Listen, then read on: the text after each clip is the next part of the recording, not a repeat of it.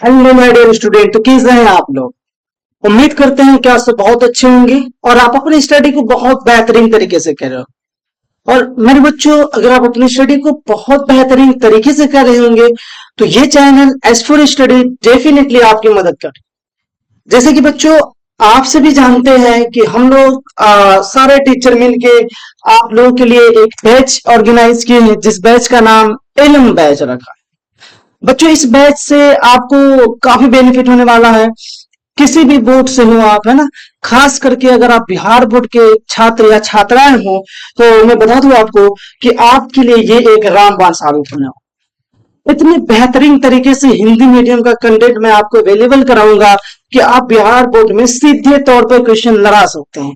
आप question same to same Bihar board में पूछे गए क्वेश्चन को आप यहाँ से मैच करा सकते हैं। तो चलिए आज हम मैथमेटिक्स का आगाज कर रहे हैं। मैथमेटिक्स का पहला चैप्टर लेके आए हैं दोस्तों हम आपके लिए, और इस चैप्टर का नाम मैंने अवयव। आप शायद सुने होंगे कि ये जो चैप्टर है आपका चैप्टर नंबर 3 है। आपके बुक में अगर एनसीईआरटी में जाएंगे तो ये चैप्टर नंबर 3 मिलेगा, ठीक है ना। इसको इंग्लिश में मैट्रिसेस बोलते हैं, ठीक है। तो हम लोग जानेंगे अवयव के बारे में इतना मजेदार तरीका से जानेंगे बाबू कि मिजाज जो है ना दुरुस्त हो जाएगा। ऐसा लगेगा कि सर इतना आसान चीज होता है जो हम लोग ही पढ़ने वाले हैं। सर इतना आसान चीज भी होता है क्या इस दुनिया में पढ़ने उड़ने के लिए। और पढ़ने के लिए होता है तो कई इंटरव्यू के मैथ में होता है। तो मेरा जवाब है जी बिल्कुल हाँ, इतना आसान चीज है। अगर आपके पास थोड़ा सा बुद्धि है और उस बुद्धिया का अगर आप इस्तेमाल करते हैं तो बबुआ आप एकदम घंटा गर्दा उड़ा दीजिएगा चीजों का। तो चलिए शुरू करते हैं भाई। तैयारी जीत की, जी हाँ बिल्कुल तैयारी जीत की होगी, तैयारी जीत की होगी। और आपके साथ हम खड़े हैं और हमारे साथ आप खड़े रहेंगे। डेफिनेटली हम लोग इस जीत को हासिल करेंगे, है ना मेरे प्यारे बच्चों। तो चलिए, और एक आवश्यक सूचना जो कि आप सभी जानते हैं, हमारे ये इस एकेडमी को टॉपर्स एकेडमी, टॉपर्स एकेडमी हमारा ऑफलाइन सेंटर चलता है महसी में, है ना। टॉपर्स एकेडमी महसी में चलता है। अगर हम में से कोई भी बच्चे जो इच्छुक हो क्लासेस करने के लिए ऑफलाइन सेंटर में, ऑफलाइन का फील लेना चाहते हैं जो कि और मजेदार तरीके से, और पढ़ाई के साथ साथ ऑफलाइन में और भी चीजें जैसे क्विज है, एग्जामिनेशन है, नोट्स है, ये सारी चीजों का अगर आप मजा लेना चाहते हो तो आप लोग कांटेक्ट कर सकते हो हमसे। आप हमें आ सकते हो, इन जो नंबर यहाँ पे गिवन है इस नंबर पे कांटेक्ट कीजिएगा और टॉपर्स एकेडमी में आप आगे पढ़ सकते हैं, मैसे या मैसे के नियर से हो तो। तो ये हो गई बात हमारे टॉपर्स एकेडमी के।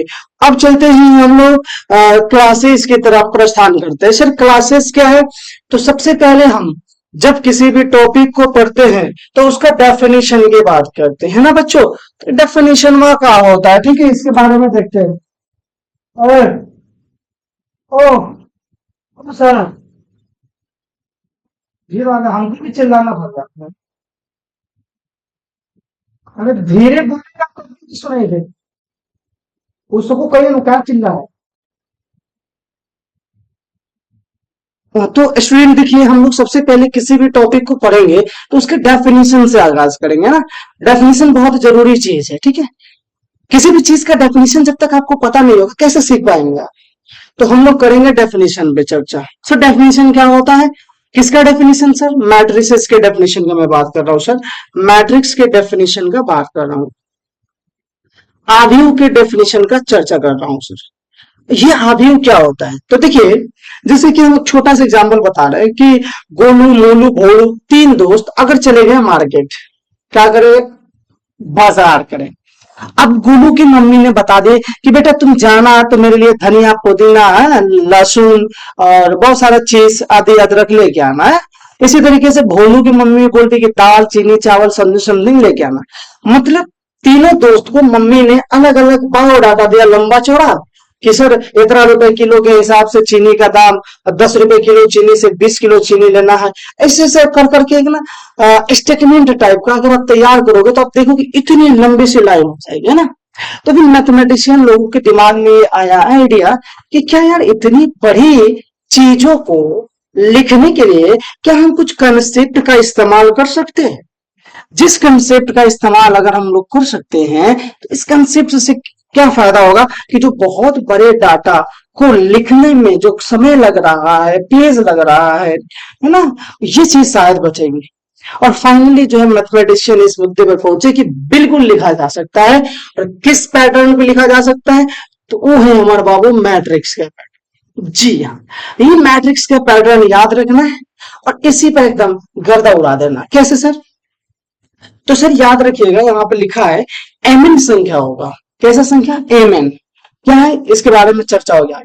वो संख्या वास्तविक हो भी सकती है या काल्पनिक भी हो सकती है, जिसमें एन को पंक्ति कहा जाता है और एन को स्तंभ कहा जाता है। अलग अलग तरह का डेफिनेशन होता है। जैसे एम एन संख्याओं का है ना, वास्तविक और काल्पनिक दोनों हटा दो, सीधे बोलो एम एन संख्याओं का एक ऐसा आयतकार क्रम विन्यास है जिसमें एन पंक्ति तथा एन स्तंभ के द्वारा दर्शाया जाता है, अवयव होता। यानी एक मुद्दे की बात पे चलते हैं मेरे प्यारे बच्चों। सर मुद्दे की बात क्या हुई सर? सर मुद्दे की बात ये हुई कि एक जो बात हुई यहाँ पे वो हो गई क्षैतिज रेखा की। कौन सी रेखा की? क्षैतिज रेखा की। ठीक है सर, समझ गया सर, क्षैतिज रेखा की। और दूसरा बात हुआ ऊर्ध्वाधर रेखा की। कौन सी रेखा की? ऊर्ध्वाधर रेखा की। क्षैतिज रेखा को अगर इंग्लिश में अगर हम आपको बताएं तो इसको वर्टिकल हॉरिजॉन्टल लाइन बोलेंगे। ठीक है ना, हॉरिजॉन्टल लाइन है ना। कौन सा लाइन जी? Horizontal line. और ऊर्ध्वाधर रेखा को बोलेंगे वर्टिकल लाइन।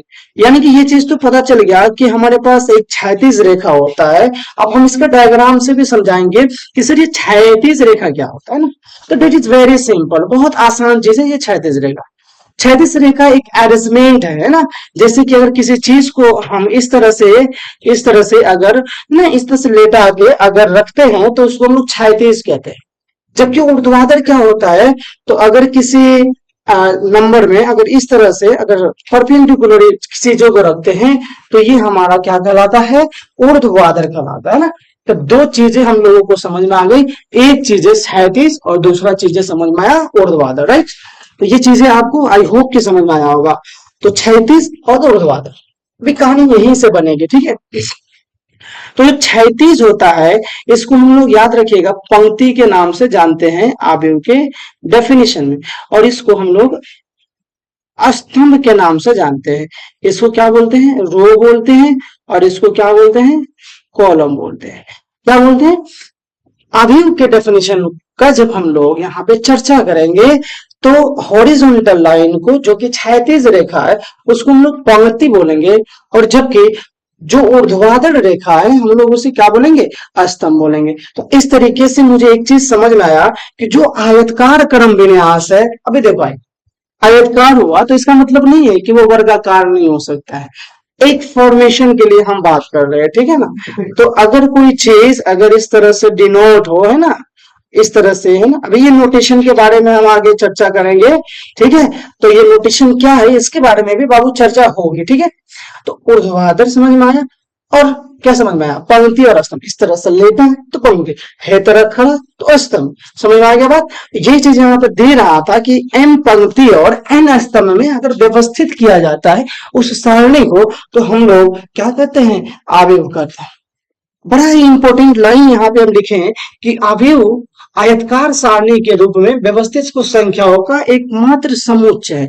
जैसा कि हम आपको पहले भी बताए थे कि जो डब्बा के अंदर लिखेंगे वो सिर्फ और सिर्फ आपका क्या है?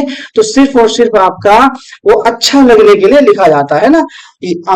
नोट में इस बात को याद रखिएगा ना, आव्यूह का कोई भी संख्यात्मक मान नहीं होता है। मतलब ये मेरे बच्चों कि मैट्रिसेस का कोई भी फिक्स्ड वैल्यू नहीं होता है। हम लोग जो मैट्रिसेस लिखते हैं या जो मैट्रिसेस अरेंज करते हैं उनको सिर्फ अच्छा लगने के लिए बात कर लीजिएगा। तो हमारा मोबाइल फ्लाइट है, सोचिएगा कहीं आने वाले थे, कहीं फोन बंद बताएगा तो मैं।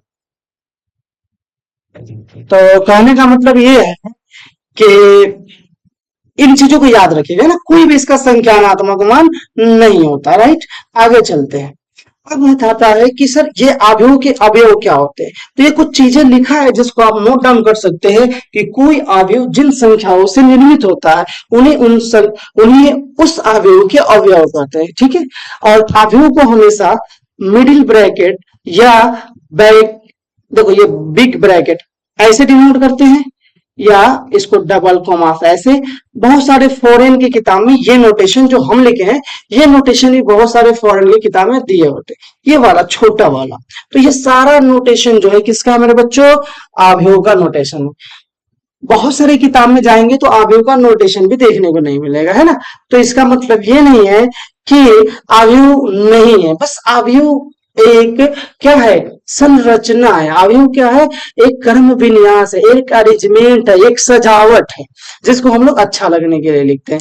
अब सर आपके ख्याल में, आपके दिमाग में आइडिया आ सकता है, कंसेप्ट आ सकता है कि सर ये अवयव को लिखते कैसे। तो चलिए हम उसके एग्जाम्पल पे चर्चा करते हैं।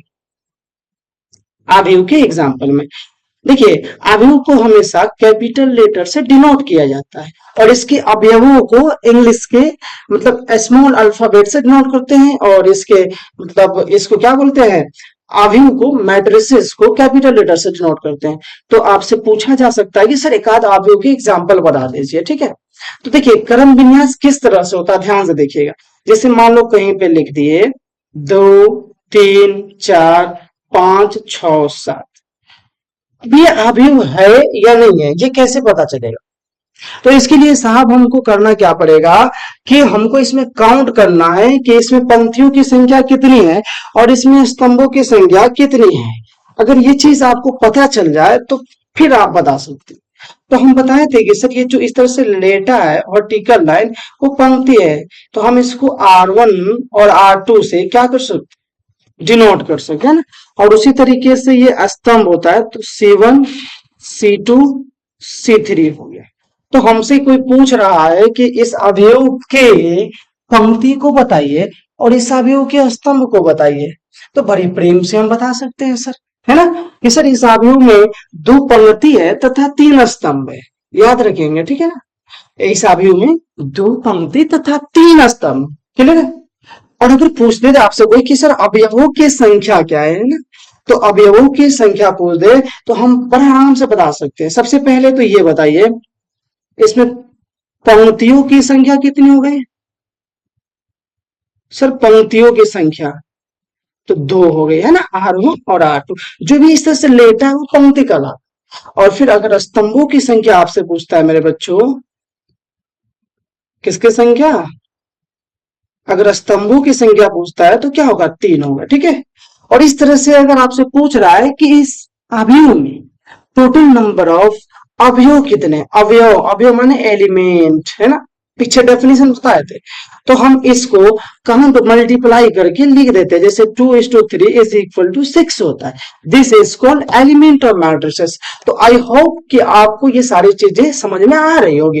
पंक्तियों की संख्या, number of rose, number of column and number of elements. तो ये 3 बेसिक चीजें हमको समझ में आई सर, बिल्कुल समझ में आनी चाहिए। कुछ और एग्जांपल लेते हैं, चलो बी ले लेते हैं। काहे कहोगे सर ए काहे ले रहे हैं, है ना। तो चलिए मान लो 1 2 3 4 5 6 7, 7 है 7। सर इसमें नंबर ऑफ रोज कितने हैं एंड नंबर ऑफ कॉलम कितने हैं, ऐसे नंबर ऑफ एलिमेंट कितने हैं। तो आप लोग उम्मीद करते हैं कि इतने तो महारत हो गए, हासिल कर लिए होंगे, इतने तो चालाक, इतने तो होशियार हो गए होंगे बबुआ कि एक आराम से बना। और अगर आराम से बना सके तो प्लीज कमेंट सेक्शन में जरूर बताइएगा आप लोग कि सर इसका आंसर क्या होगा। वीडियो को रोक के पहले बताइए, कोई से आंसर वो हम बता देते हैं। कहे कि मान लीजिए कि आंसर वो नहीं बताएंगे तो मामला कहीं है फंस गए आप लोग, फंसा फंसी वाला खेल हो गया तो क्या आज। तो सर इसमें देख लीजिए जो लेटा है मेरे भाई, तो 1 गो 2 गो 3 गो लेटा है। देख ना भाई 3 गो को सोने का मानता, जा बेटा निपट जा, निपट जा, राम राम सत्य हो गया भेचारे का। तो R1 R2 R3, ठीक है मेरे दोस्त। तो पंक्तियों की संख्या क्या हो जाएगी, 3 हो जाएंगी। और सिमिलरली स्तंभों की अगर संख्या पूछे तो देख लो कितना लाइन है जो हॉरिजॉन्टल है, ऐसे करा है जिसको हम लोग स्तंभ करते हैं, समझ रहे हो ना। तो सब देख लीजिए ना, यहाँ पे 1 गो 2 गो 3 गो, तो यहाँ भी यस, तो यहाँ पे स्तंभों की संख्या 3 हो जाएगी। अगर आपसे पूछ रहा है कोई कि सर बताए कि अवयवों की संख्या क्या होगी बबुआ, तो अवयवों की संख्या number of row into number of column, that means 3 3 जा 9 हो जाएगा। तो ये छोटी छोटी चीजें हम आपको सिखाए कि सर पंक्ति क्या होती है, सर स्तंभ क्या होती है, अवयव क्या होती है। अगर एक एग्जांपल ले लें हम इस तरह से, बोले बिस्र मन किया ले लो सर, 1 2 3 2 3। अब देखो सर ये बोलेगा कि क्या ये अवयव है, बोले ना भाई, इसके लिए कुछ भी हो जाए, पूरे पूरब से ना सूरज निकाल के पश्चिम से निकाल दिया जाए है, लेकिन ये अवयव नहीं हो सकता है। बिकॉज कि सर अभी पहले वाले स्तंभों में देख रहे हैं तो एगो दूगो, इसमें 3 गो नजर आ रहे हैं पहले वाले पंक्ति में, लेकिन जैसे दूसरे वाले पंक्तियां में एंट्री मारे इस ससुरा तो यहाँ कुछ लिख लेना ही है, और लिखने नहीं है तो फिर मामला तो अनफिट हो गया ना जी। तो मामला अनफिट हो गया तो इसको फिट करना पड़ेगा ना बापू, तो फिट करना पड़ेगा। तो लिखेंगे दिस इज नॉट मैट्रिक्स, है ना, यह अवयव नहीं है, यह अवयव नहीं है। तो आई होप कि ये चीज भी आपको समझ में आ गई होंगी। इसी सारे चीजों का यहाँ पे हमने लिखा है। अब एक टॉपिक आता है जिसका नाम है अवयव का निरूपण, representation of matrices. Sir matrix को रिप्रेजेंट कैसे करते हैं, राइट, बहुत अच्छा सवाल है। तो हम देखे कि अवयव में जो इस तरह से लेटा होता है उसको पंक्ति कहते हैं, और अवयव में इस तरह से जो खड़ा होता है उसको स्तंभ कहते हैं, ठीक है ना। तो एक चीज और इसमें सीख लेते हैं, लगे हाथ काहे कहोगे सर ना ही सीखे, कोटि सीख लीजिए, जिसको हम लोग ऑर्डर कहते हैं। सर ये वो वाला ऑर्डर नहीं है जो क्लास में ऑर्डर देते हैं सर जी, हैं ये कौन वाला ऑर्डर है सर, तो ये सर ऑर्डर है हमारा, है ध्यान से देखिएगा सर। किसी अवयव में अगर एम पंक्ति हो, कितना पंक्ति हो, एम पंक्ति हो, और उस अवयव में एन स्तंभ हो, तो उस अवयव का जो कोटि होता है वो एम इंटू एन होता है, बस डेट्स ऑल, खल्लास। और इसी चीज से आप बिहार बोर्ड में एक आध दो ऑब्जेक्टिव हुआ तो एकदम कंटा उड़ा सकते हैं, है ना जी। कैसे सर, देखते हैं सर, एग्जाम्पल समझते हैं। सर आप एग्जाम्पल बहुत अच्छा समझाते हैं सर, आप एग्जाम्पल समझाते हैं सीधे दिमाग में घुसता है सर, राइट ना, एकदम सही बोल रहे हैं ना, हल्के में नहीं लेना बबुआ, चैनल नया है मास्टर पुराना है, ये बात जान जाइए, गर्दा उड़ा दिया जाएगा। जो भी चीज पढ़ाएंगे ना बेहतरीन से बेहतरीन तरीके से आपको पढ़ाया जाएगा, है ना। और इस बात का ध्यान रखें आप लोग कि अगर आप लोग नियर बाई मैसेज से हो, एक बार जरूर विजिट करें। आपको पूरे मैसी में ऐसा इंस्टीट्यूट देखने को नहीं मिलेगा जहां एक छत के नीचे, एक प्लेटफॉर्म के नीचे आपको सारे सब्जेक्ट के टीचर मिले, और सारे सब्जेक्ट के टीचर आपको, है ना। एक एक्स्ट्रा बेनिफिट जो आज के मॉडर्न समय में हमको देखने को मिलता है वो इंग्लिश का है दोस्त। हर बच्चा, हर स्टूडेंट, हर पेरेंट्स ये चाहता है कि मेरा बेटा, मेरा बेटी इंग्लिश बोले, तो इंग्लिश की सुविधा अवेलेबल है यहाँ पे, वो भी बिल्कुल फ्री में। स्पोकन इंग्लिश सीखे आप, जी हाँ, आइए 11th क्लास में बिल्कुल मुफ्त में, है ना, ठीक है। तो आप बिंदास आए और मुफ्त में इंग्लिश सीख के जाए, तो इस चीज का भी आप फायदा उठा सकते हैं, ठीक है। एक बार विजिट करेंगे आपको सब पता चल जाएगा, है ना, कि हम लोग किन किन सारी सुविधाओं का यहाँ पे आपके लिए व्यवस्था रख रखे, है ना दोस्तों। चलिए उससे हम लोग अपने टॉपिक पे चलते हैं, जिस टॉपिक पर थे। क्या टॉपिक थे सर, हम तो भूल गए सर, भुलक्कर किस्म का आदमी है। हाँ सर, गजनी से भेंट हुआ है सबका ना, कोई बात नहीं, मसला नहीं भाई, तेरा भाई इधर खड़ा है, कोई मसला नहीं, सब समझाएगा, सब सिखाएगा और तुम सीख के जाएगा, है ना। चलो जी, क्या सीख के जाएगा, तो सर कोटि बता रहे थे। हाँ सर, कोटि क्या बताए, तो किसी मैट्रिसेस में number of row multiply by number of column is equal to order of matrices. मतलब क्या हुआ जी, सर नहीं समझ में आया का जी, हम लोग हिंदी वाले, ठहरो जरा सब्र करो, हम, है ना, है ना, किसका है तुम्हें इंतजार, है ना, भाई होना, है ना। तो हमको निकालना है कोटि, तो multiply by row and multiply by column. Sir एक एग्जांपल समझा दीजिए सर, आप कितना बात बना रहे हैं। Okay sir, okay sir, mention note go. यहां देखिए सर, क्या ये मैट्रिसेस है, बिल्कुल, क्योंकि इसका एक भी अवयव आपको नहीं दिख रहा होगा जो कि खाली होगा, नहीं दिख रहा है मतलब ये मैट्रिसेस है। मैट्रिसेस है मतलब इसमें पंक्ति को काउंट कर सकते हैं सर, राइट सर, स्तंभ को भी तो काउंट कर सकते हैं सर, यस 100%।